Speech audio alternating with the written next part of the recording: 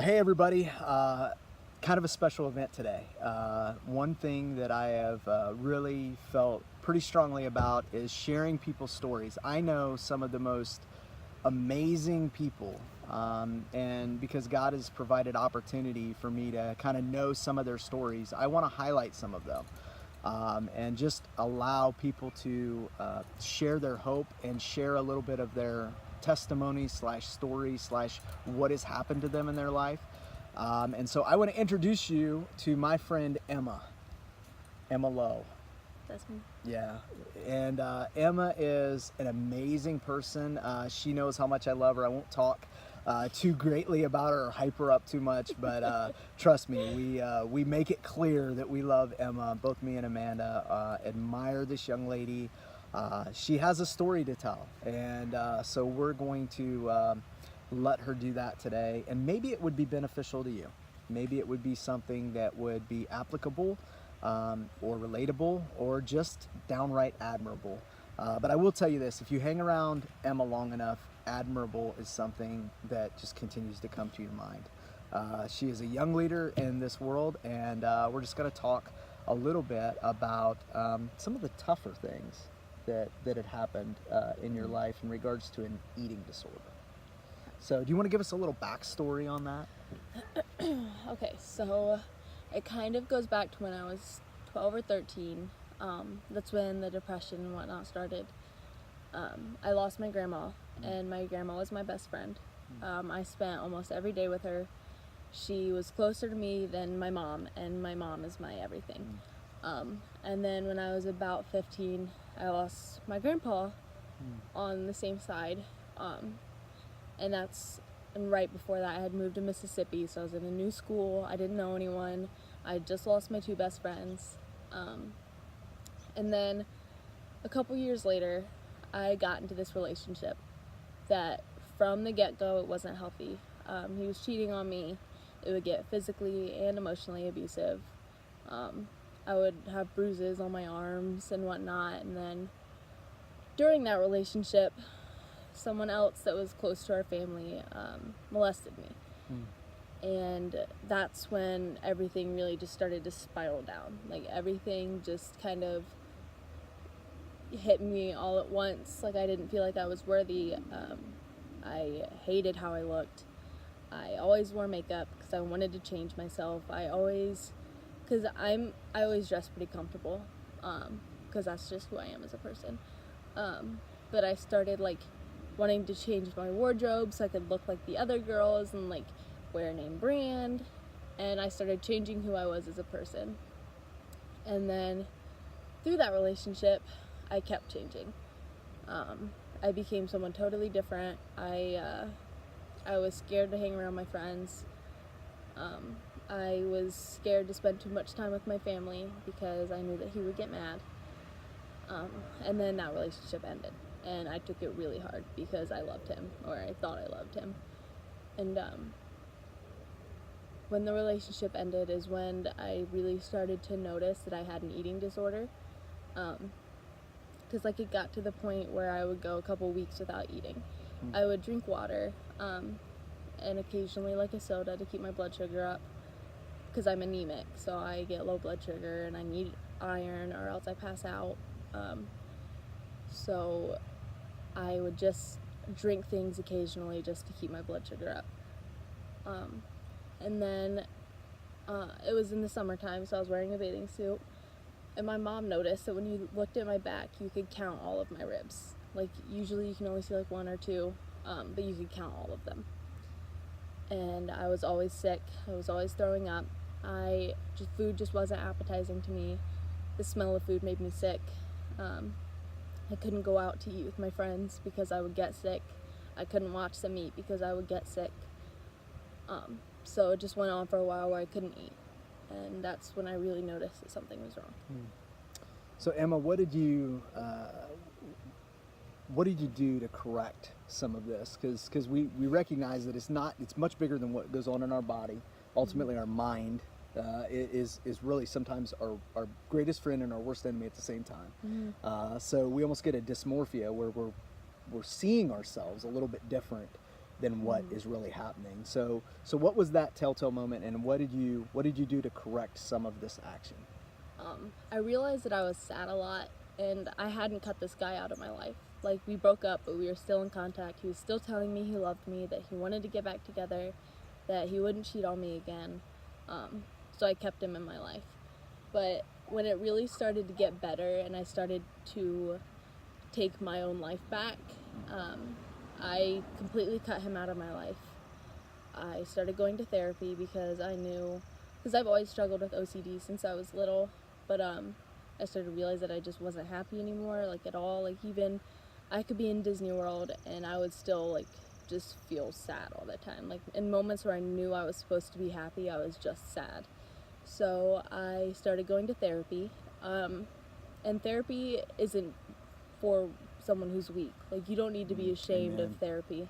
They're there to help you. They went to school to help you. That's their job. Never be ashamed of it, because it's nothing to be embarrassed of. So I started going to therapy, and I started taking medicine for my depression, and I started to go to youth group more, and I started to pray more, and I started reading my Bible, and I made it my goal to get closer to my mom, because my mom is my best friend. So with all of this, it started to get better. I started to eat again. I had lost, I think, 10 pounds, and I'm already underweight as is, because I'm not a very big person. I'm pretty short and I'm pretty tiny. So for me to lose about 10 pounds is drastic. So I started eating again, I started working out, I started putting the weight back on, and when I started taking my medicine and going to therapy, that's when I started, like, life started looking up. I took my life back as my own. Yeah. Well, and I like the terminology of I took my life back.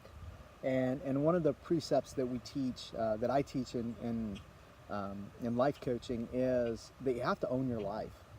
Own your negative decisions, own your positive decisions, own your wins, own your losses. You have to own it all. Ultimately, Jesus Christ calls us to give our life to Him, but you can't give something that you don't own. You can't. So you have to take accountability and responsibility for yourself, and that's one of the coolest things about Emma in this, that she's speaking honestly and directly, but she's talking about her and her experiences. And I just love that concept of just owning your life and taking responsibility, and then also taking responsibility for your own treatment.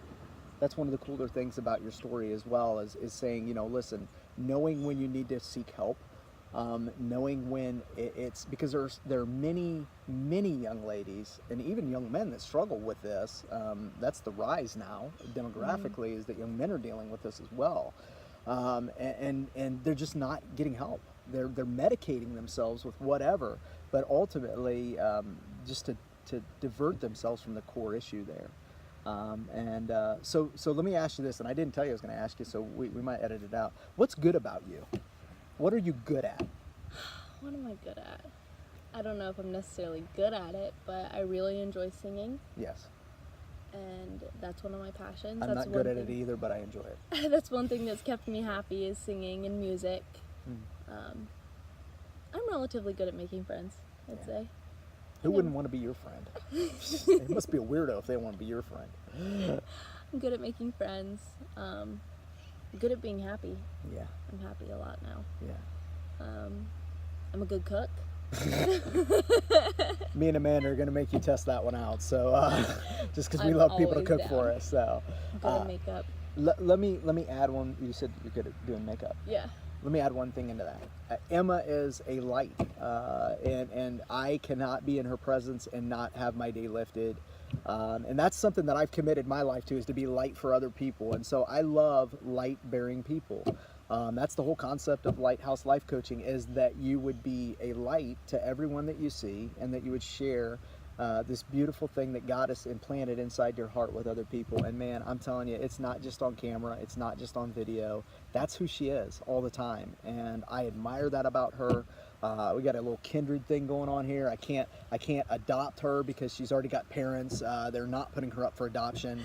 And she's getting married, and I don't want to pay for the wedding. So basically, so we're just gonna be really like, I'll just be a mentor of some sort for her.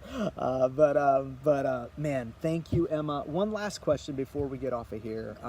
What would you say to either a young lady or a young man that's struggling with body image? Okay, because body image is wide. It can be that you're too fat, too skinny, too this, not enough muscle, not enough this. What would you say to a young person? God made you to look the way you are for a reason. You shouldn't be ashamed of how you look, because it's how you're meant to look. As long as you're healthy, as long as you're eating right, you're doing what you should, you need to be happy with yourself. That's right. It took me a very long time to be happy with who I am. It took me 19 years to be happy with how I look, who I am as a person, and don't be afraid to seek help. It's not a sign of weakness. It's actually a sign of strength, because you're willing to reach out and you know that something's wrong. Never be ashamed of who you are as a person, because God put you on this earth to be who you are, not to be someone else, and not to change who you are. And I think those are just leadership principles, and that's what when I talk about Emma as being a great leader, it's because she's willing to be vulnerable. Great leaders are vulnerable people. They're people that will give you the ammunition that if you want to injure them, they'll let you, because they recognize that their vulnerability is a part of how we build community. It's how we build unity, how we build friendships, how we build relationships is built by not that we project that we're perfect, but because we admit that we're flawed and we have been healed or in the process of healing, and we want to share that healing with other people. But as long as we have an attitude of, man, we're perfect, we're great the way that we are, man, we're not building any kind of depth in our relationships. And Emma is great at building deep relationships because she is willing to be vulnerable, open, honest, and straightforward with some of her past struggles and some things that are even going on, like now, just trying to develop who you are as an individual. We had a great conversation just a little bit ago, just talking about marriage. I've been married for a long time. She's been married for no time, but it's going to happen. So just talking about marriage principles, just talking about life, and just talking about her grandmother was a tremendous person that I admired greatly. And Uncle love him and his wife as well. And of course we love your mom, Sherry. It is impossible to not love Sherry. It's just impossible. And if you're looking, let's get a plug in there real quick. So if you're going on vacation, you need to consult Fairy Tale Concierge. I can't pronounce that because I am way too redneck. So I hope you guys have a great day. I hope this is beneficial. Drop a comment in the comment section, even if it's just a word of encouragement to Emma. I would love that. If we could just fill the comment sections with words of encouragement to Emma, she will make herself available. We'll tag her in this. If you're a young person or an older person and you're struggling with this, are you okay with people reaching out to you? Oh yeah, for sure. Yeah, she's pretty much an open book. So message her. She can probably understand this from a different perspective than even somebody like I can. So she might be beneficial to you. We hope you guys have a great day.